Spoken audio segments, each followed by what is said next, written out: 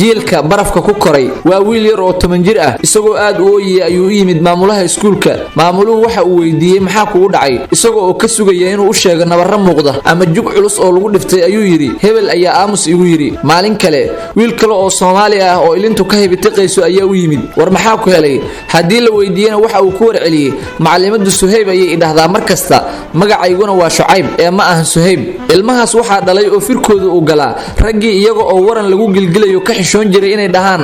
ragii iyaga oo meel colaada jooga inta midkood la gaado oo la soo weeraro hadii wax yar uu isdhaqaajiyo fulay lagu shaabadayn jiray dhacdada wiilashaas oo kaliya ma ahan mid iyaga u gaar ah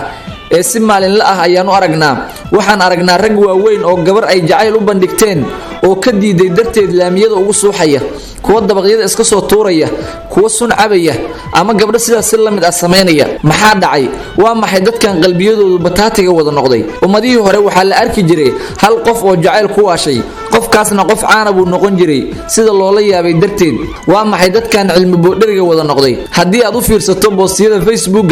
ama fiidiyoyada statistics la soo dhigo waxa ka buuxa calaacal qalbi jab oohin iyo waxyaabo kale oo lamid ah xanuun weyn oo halis ah inaad asxaabtaada la wadaagto waa caadi balse waxaad arkaysaa qof soo qoraya maanta caajis bay ahay ii soo duceeya waxaad arkaysaa qof hargab yar ama madax xanuun yar oo ku dhacay Facebook soo dhigaya mushkiladan waa mushkilad caalamka oo dhan ka jirta wax badanna laga qoray si gaar ah mushkiladani waxay ugu badan tahay jiilka loo bixiyay Z generation oo ah dadka dhashay wixii ka dambeeyay 1997 si gaar ah mushkiladani waxay ugu faafaysaa dadka ku nool dabaqada sare ee nolosha iyo dabaqada dhexe Dr. Ismaaciil wuxuu ku bilaabay kitaabkiisii uu kalnugeelka uga hadlayay sheekada qoraayada Ingiriiska u dhalatay ee Claire Fox waxay sheegtay maalin iyada oo gurigeeda joogta oo jikada ku jirta si ay gabadheeda yar oo iskuulka ka imaanaysa qado ugu diyaariso ayaa waxa soo galay gabadhii yareyd oo aad u booyeysa iyada oo ilinta iyo diifka isku dartay hooyadii oo naxsan baa weydiisay maxaa kugu dhacay hooyo kaalayba adigu ka hadashii sidii qof jug culus ku dhacday oo oofi gashay ayay ilintiba kari weyday waqti dheer oo ay musnaan weyday ayay dib u hadashay waxay weydiisay hooyo maxaa kugu dhacay waxay ugu jawaabtay waa la dhibaateeyay waxay ku celisay maxaa lagu sameeyay hooyadu waxay sugaysay inay gabadhu sheegto dhibaato weyn oo loo geystay balse dhibaatadeedii oo dhan waxay noqotay asxaabteydii ayaa shaneemada aaday anigana way iga tageen dhaqamada jiilkan lagu arkay waxa kamid ah koow adkaysi la'aan iska daa shaqo adag oo la qabto iska ilow nolosha oo la harjaado ee jiilkan waxaaba ku adag inay aqriyaan qoraal yar oo dhowr page ah sidaas darteed ayaan maalin walba aragnaa qoraalle faa'iido leh balse xoogaa dheer oo dadku ay kommentiyada ugu qorayaan cod ahaan igu soo duub waxaan ma aqrin karee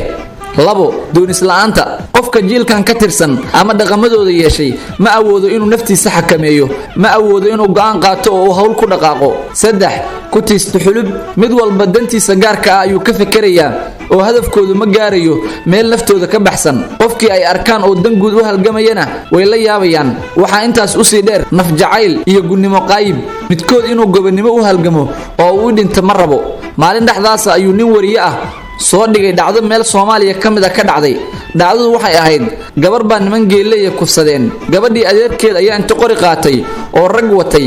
oo nimankii ka daba tagay laba ka dilay iyaguna nin bay ka dileen